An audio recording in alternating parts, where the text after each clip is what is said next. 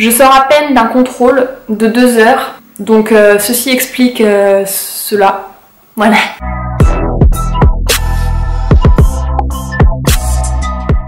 Salut les gens!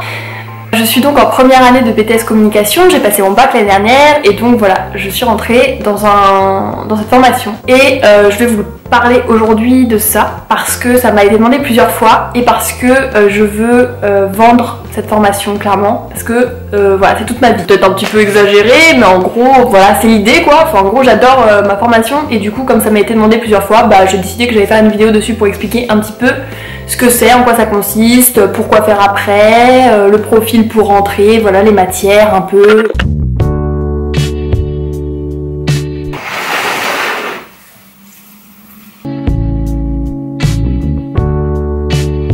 Ah bah c'est bien Nils, super, t'es vraiment un sale petit con hein.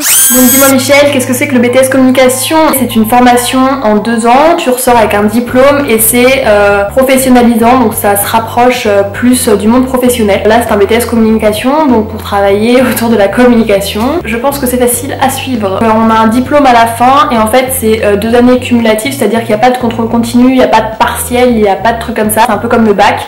C'est-à-dire qu'on a une épreuve, enfin des épreuves sur toutes nos matières à la fin des 2 ans. Sauf que la différence avec le bac, c'est que c'est cumulatif sur les 2 années et c'est pas seulement sur la dernière année. Donc il faut ne pas jeter ses cours concrètement à la fin de la première année. Voilà, ne pas se laisser embarquer là-dedans. Donc au niveau des matières, qu'est-ce qu'on a comme matière? On a des matières un peu théoriques, on a de l'économie, du droit et du management. Ce n'est pas mes matières préférées, on peut se le dire. On a aussi de l'anglais et une deuxième langue, mais c'est optionnel, donc on n'est pas obligé de la garder. Enfin concrètement je le conseille quand même parce que en communication c'est quand même valorisé d'avoir 2 langues. Mais moi personnellement je l'ai gardé, donc du coup voilà, j'ai 2 heures d'espagnol par semaine, c'est pas ouf. Et en plus ça compte comme une option à la fin du diplôme, donc ça peut t'apporter que des points positifs.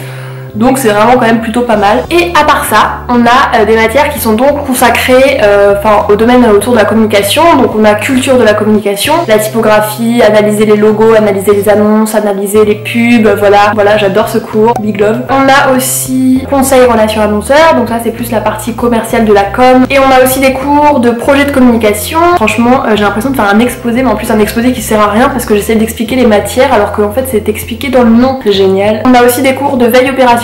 Alors la veille opérationnelle, qu'est-ce que c'est? C'est en gros acquérir de la culture générale en lisant l'actualité, en sachant comment se renseigner sur internet, en sachant faire des recherches. Enfin c'est voilà, c'est un métier de recherche d'informations et de veille, ça veut dire tu regardes tout ce qui se passe pour te tenir informé de toute l'actualité. À part tous ces cours qui sont donc un peu plus théorique, mais quoique même pas trop parce qu'on fait plein d'études de cas, etc. On a aussi des cours de projet, atelier production, où on fait donc du coup des mises en situation avec des clients ou des annonceurs qui sont réels ou inventés par les professeurs et en gros on doit répondre à un vrai projet de communication. Sinon on a aussi des cours d'atelier de relations commerciales et donc là c'est pareil, c'est des ateliers sauf que c'est pour apprendre la relation commerciale. Voilà, merci Théa. Après le BTS Communication, qu'est-ce qu'on peut faire? Un BTS Communication ça amène à tous les métiers de la communication. Alors, les différents métiers de la communication. Je vais vous dire des exemples de métiers, comme ça au moins, si jamais vous ne savez pas ce que c'est les métiers, je vais pas vous faire non plus une explication de tous les métiers qu'on peut avoir après un BTS Communication, parce que sinon ça va être très très long et très très chiant. Il y a les commerciaux, il y a le directeur de clientèle, directeur de développement, chef de groupe, chef de publicité, planeur stratégique, etc. Donc voilà. Ensuite il y a les créatifs, directeur artistique, concepteur, rédacteur, acheteur d'art, designer, graphisme, maquettiste, infographiste, voilà, scénariste, tout ça, monteur, vidéo, producteur, le chef de fabrication, le chargé d'études, le community manager, voilà. Donc ça c'est à peu près des exemples de métiers qu'on peut avoir après un BTS Communication. Mais le BTS Communication est en 2 ans. Et il a pour but de nous apporter les bases dans tous ces métiers-là, en commercial, autant qu'en création, autant qu'en gestion de projet, qu'en management d'entreprise, tout ça. Mais du coup, c'est pas vraiment spécialisé et donc on n'est pas hyper compétent sur un domaine en particulier. Par exemple, je parle des métiers que je connais un peu mieux, donc c'est-à-dire infographiste, graphiste, designer, tout ça. À la fin juste d'un BTS Communication, c'est compliqué de trouver un poste dans ces métiers-là. Il vaut mieux continuer tes études et ensuite faire une 3e année, une licence professionnelle en te spécialisant dans un domaine et donc avoir les compétences techniques dans ce domaine. Je sais pas si tu vois.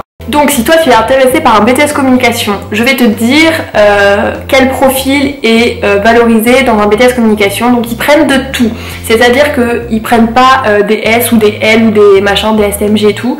Dans ma classe il y a plein de STMG, il y a plein de L, il y a des ES, il y a même un S, il y en a qui viennent de la fac, il y en a qui viennent d'un service civique, enfin vraiment c'est des horizons totalement différents. J'ai passé pas mal d'entretiens avant pour entrer dans les BTS com et la question qui revenait à chaque fois c'est est-ce que vous avez déjà participé à un projet de communication, est-ce que vous avez déjà fait des actions de communication, est-ce que vous avez un truc dans votre dossier qui est en rapport avec la communication et que vous pouvez mettre en avant. Si vous avez des réseaux sociaux, bah faut le dire, faut le mettre sur son CV, faut le dire si jamais vous faites du dessin, c'est super valorisé. Il y a souvent des entretiens pour entrer dans les BTS communication, ils sont de plus en plus demandés, il faut être motivé et il faut montrer qu'on est motivé. Bref, j'espère que j'ai fait le tour de la question. Si jamais t'as d'autres questions, n'hésite pas à les poser en commentaire parce que du coup j'ai possiblement oublié des trucs, ça m'arrive très souvent. Moi je vais y aller parce que du coup bah j'ai du travail quoi. La bise!